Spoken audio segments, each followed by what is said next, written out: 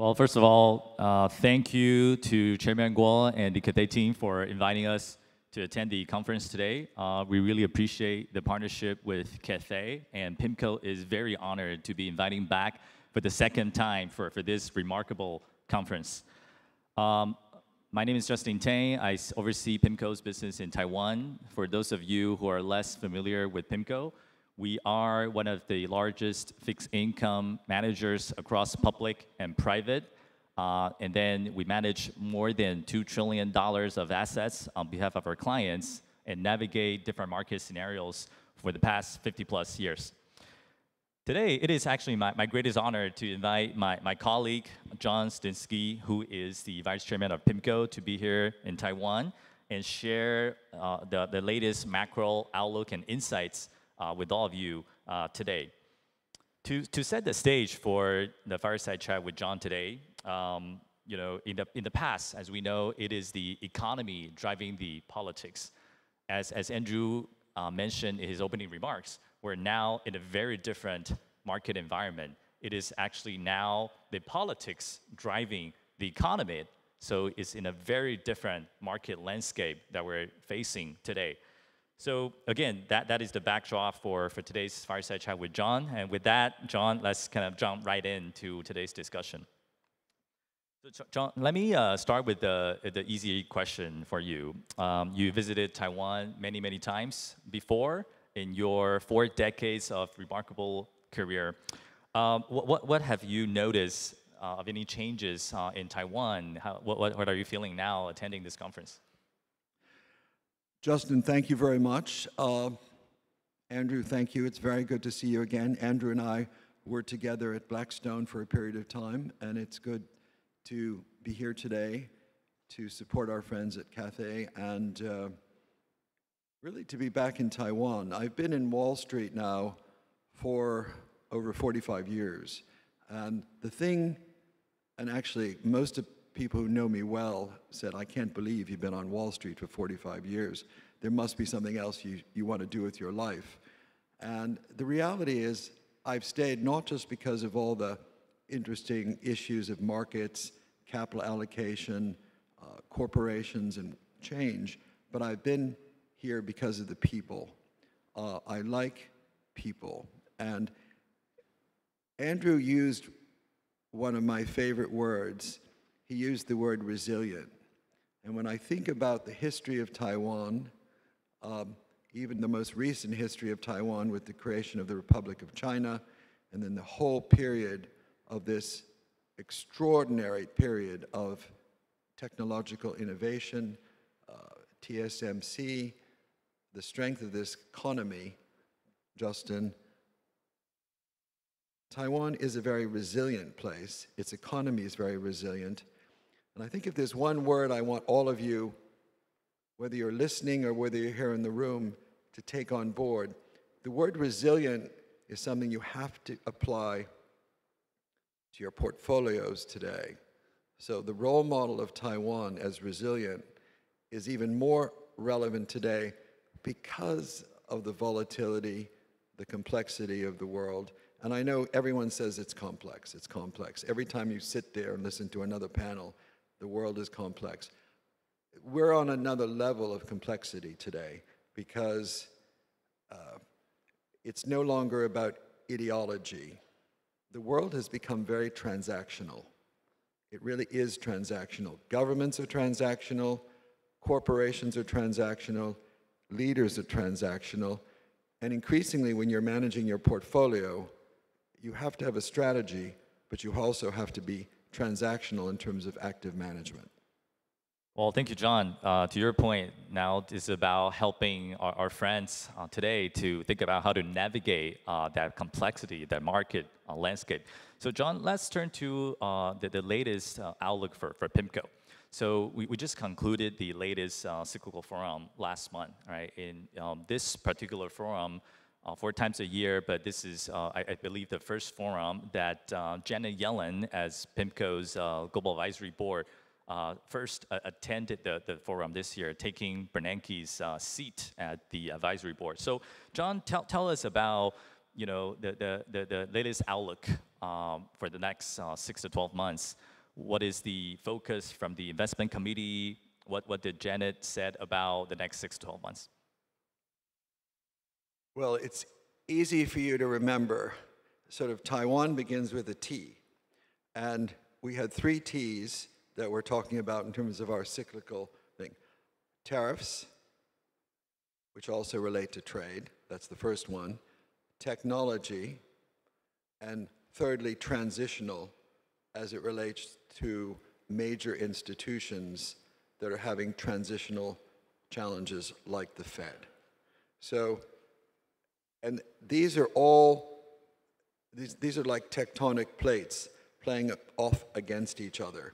To a certain extent, tariffs initially, and we can talk for a long time about tariffs. Tariffs, of course, are a new thing. It's something that Donald Trump has only been here for 9 months. For some people, it feels as though it's been 4 years. He's only been here for 9 months, and this is Trump 2.0. Remember, he was elected twice, not once. And it's a very challenging environment in terms of tariffs. But let's remember, not all tariffs are real. Some are tactical, some are for negotiation. But tariffs now are at an all-time high since the first quarter of the 20th century. The second area, which is actually causing a very big stimulus to the US economy right now, and to a certain extent technology and the investment in technology has added about 1% growth to the GDP, which has really replaced immigration. Immigration historically over the last 5 years was adding on average about 1% a year. But immigration has almost become flat in the United States because it's one of the platforms that Donald Trump was elected on, is limiting immigration. And it's become, as all of you know, much more controversial, particularly on this whole question of talent. But that's providing a big stimulus to the economy. And then thirdly, we've got this issue of the Fed. We have a re-election of the Fed, a new governor next year. But the Fed is not just one individual. There are 10 governors. They will all have to be re-elected. And they represent a cross-section of the US economy. So those 3 things are really in a state of transition when we look at each other and try to debate what's going to happen in the economy. Thank you, John. So let's dive into a little bit deeper for the first T, right? Trade and tariffs.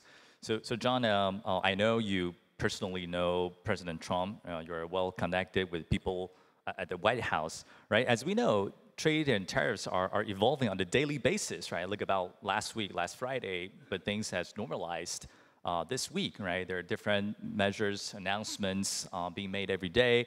So how are you seeing the trade and tariffs evolve from here, right? What are some of the implications for the market in terms of growth, inflations?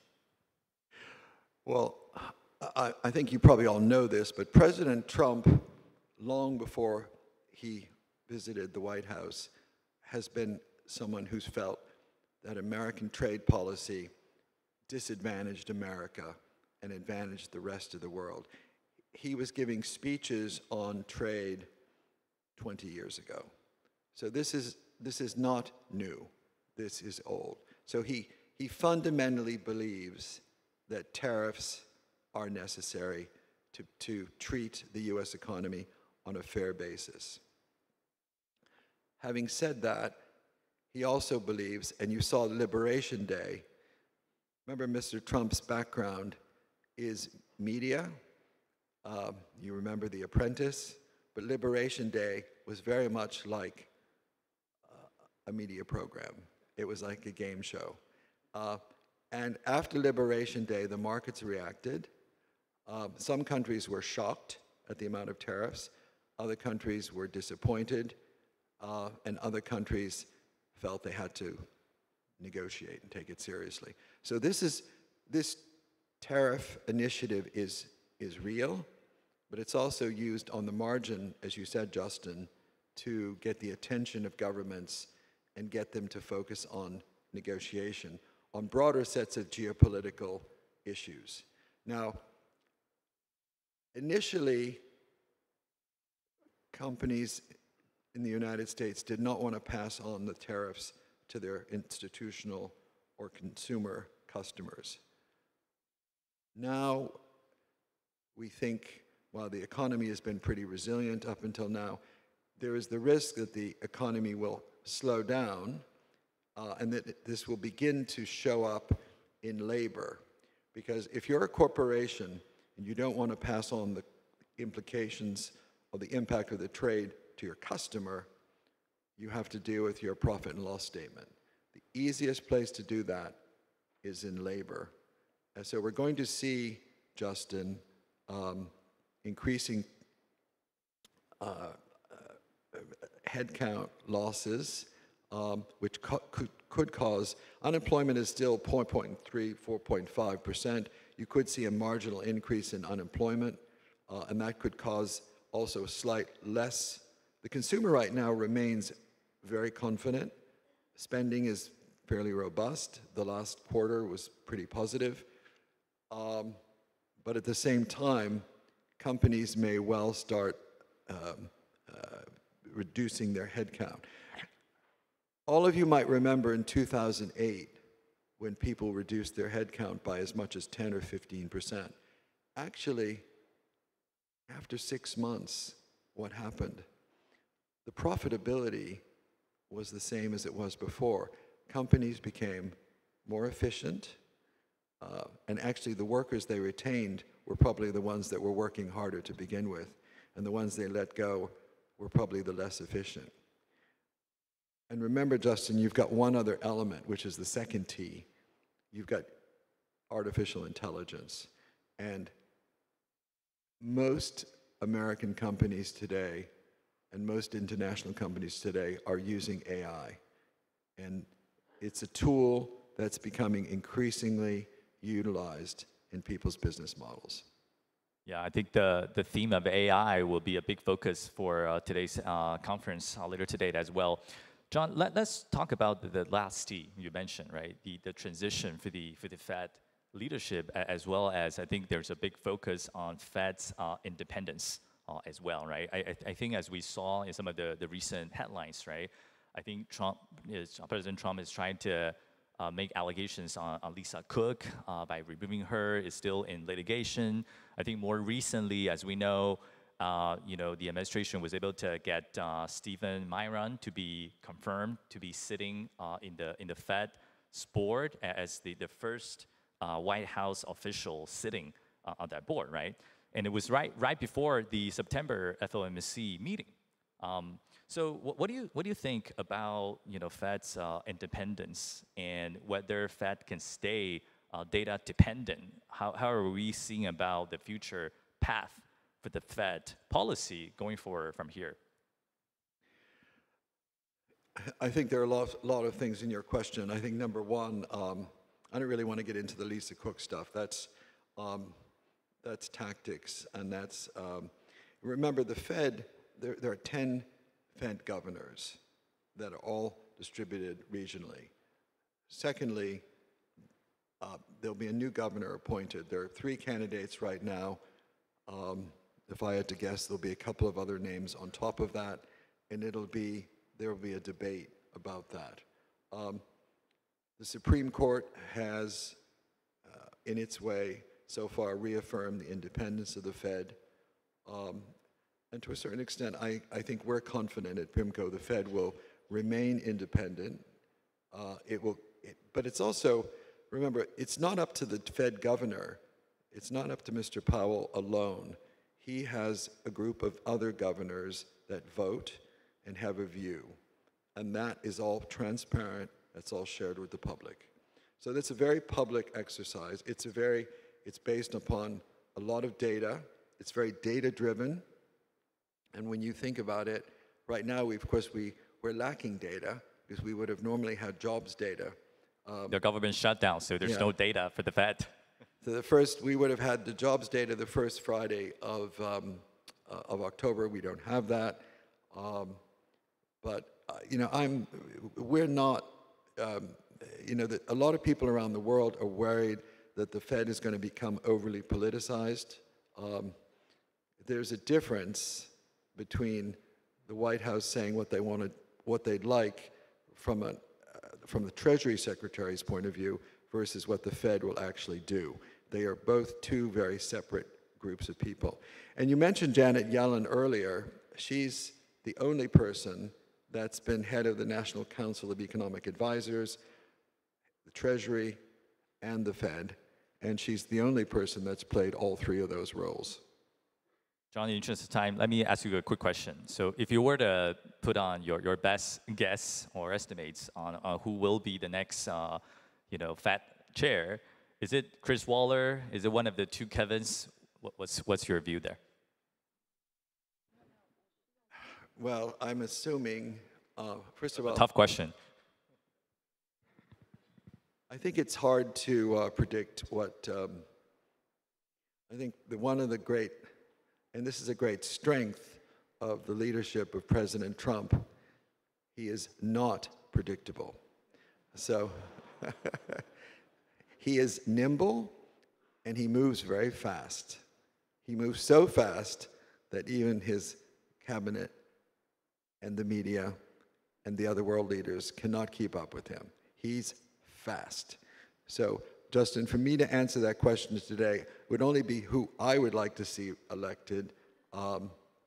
It's possible that Mr. Waller, because he's already a member of the group, and he's someone that the president knows, he might be someone who from a policy point of view, might be someone the president could trust. The other two Kevins are equally competent. I, of course, have got a friendship with Kevin Warsh, and I know him and like him, and I also know the president, to a certain extent, respects all three.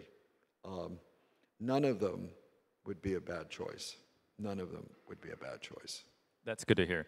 John, in the remaining time that we have, wanted to ask you about high-level investment implications. I know this will be discussed in the next panel as well, but what are some of your thoughts in terms of the investment themes, given the macro backdrop, given Trump 2.0 that we're discussing now? Is it the reversal of the U.S. exceptionalism? Is it de-dollarization? What would that be?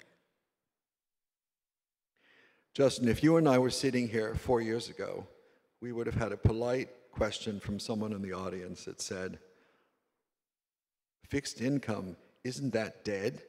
Isn't interest rates are zero?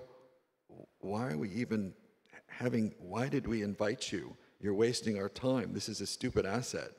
Right now, fixed income has become, it's interesting what happens, and one of the things I learned from one of my previous ongoing mentors, Steve Schwartzman, is unless you've seen 4 or 5 market cycles, and I'm old enough to see 4 or 5 market cycles, you don't know anything about investing. So right now, fixed income is actually a core portfolio item. Many families are looking at this as being 15, 20, 25% of their portfolio.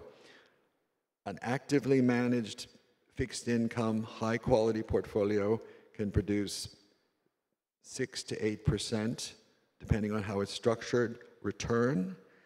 And that's in this environment where you have lots of concerns about the volatility and the uncertainty of the equity markets. And I would say, Justin, right now, public fixed income, liquid fixed income, is a more attractive asset class than public equity. And private credit is a much more researched, due diligenced, and transparent asset class than private equity. So it's the first time we've seen this trend, but it's something all of you should take on board when you're thinking about your portfolios, because fixed income does provide income, and it does provide a foundation for support. I know the alternative investment will be a big part of today's conference as well, so I'm sure the audience will have a lot of takeaways for that as well. With that, I'm going to turn the stage back to Wendy. I'm sure the next panel will continue a lot of good discussions on investment themes. With that, thank you very much. Thank you.